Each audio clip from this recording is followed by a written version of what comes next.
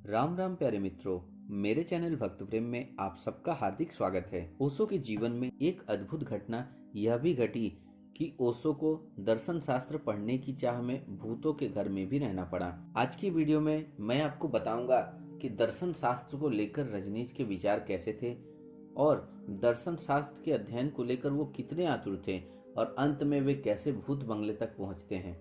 चलिए दोस्तों, देर न करते हुए वीडियो को शुरू करते हैं। वैसे तो ओशो का पूरा जीवन ही अद्भुत और रोमांचक घटनाओं से भरा पड़ा है, जिनमें से एक घटना ऐसी है जिनमें वे भूतों के डेरे में भी रहते हैं।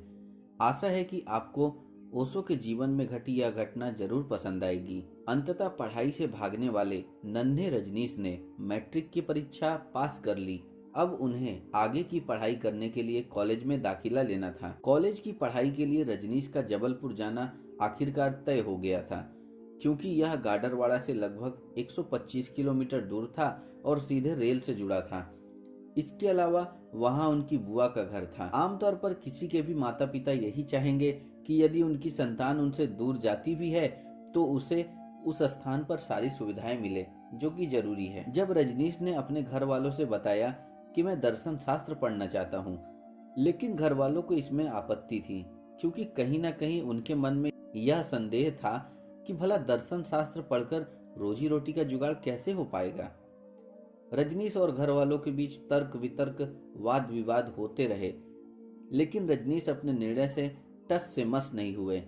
यहाँ तक कि परिवार के लोगों ने यह भी चेतावनी दे डाली कि तुम सारे जीवन मुसीबत में रहोगे, इस पर विचार करो। इस बात पर रजनीश ने अपना एक दार्शनिक किस्म का वक्तव्य दे दिया।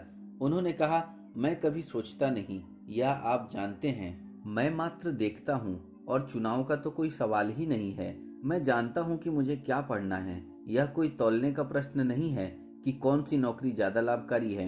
यदि मैं भिखारी भी हो जाऊं तो भी मैं दर्शन शास्त्र ही पढ़ूंगा।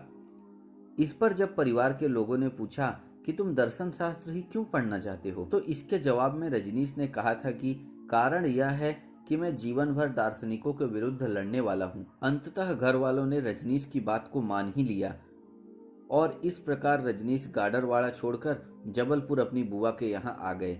मित्रों, रजनीश की बातों को जानकर इतना तो पक्का हो जाता है कि उनमें दर्शन और आध्यात्म के लिए जबरदस्त प्यास थी। रजनीश के फूफा धनी व्यक्ति थे और उनका अच्छा खासा बंगला था, लेकिन रजनीश के लिए यह महत्वहीन था। लेकिन रजनीश और उनके फूफा के बीच बात कुछ बन नहीं पाई और एक दिन अपने छोटे से सूटकेस को लेकर वे अपने फूफा के बंगले से बाहर आ गए।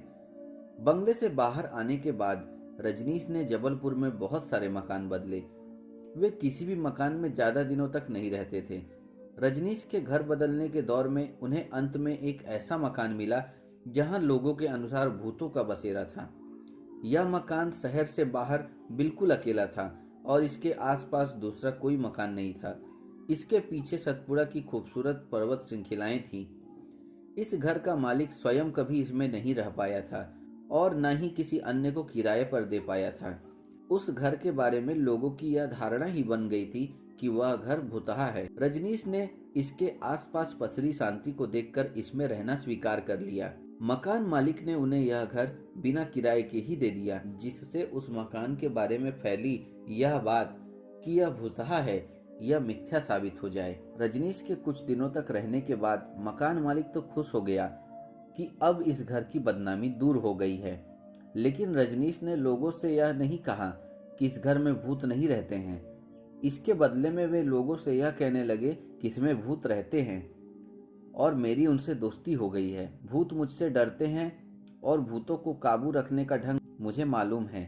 रजनीश ने लोगों से ऐसा इसलिए कहा क्योंकि इसके पीछे उनका सोचना यह था कि यदि मैं लोगों से यह बता दूंगा कि इसमें भूत वगैरह कुछ नहीं रहते, तो मकान मालिक इस मकान को या तो तुरंत बेच देगा या फिर किसी अन्य को किराए पर दे देगा, क्योंकि भूतों के कारण ही मकान मालिक ऐसा करने में अब तक सफल नहीं हो पाया था। सबसे ज्यादा मजे की बात यह है कि अपनी इस बुद्धिमानी के कारण रजनीश इस मकान में 10 साल रहे और वह भी बिना किसी किराए के। इस तरह रजनीश के मकान बदलने की समस्या का समाधान हो गया। प्यारे मित्रों, यह वीडियो कैसी लगी कमेंट करके जरूर बताएं।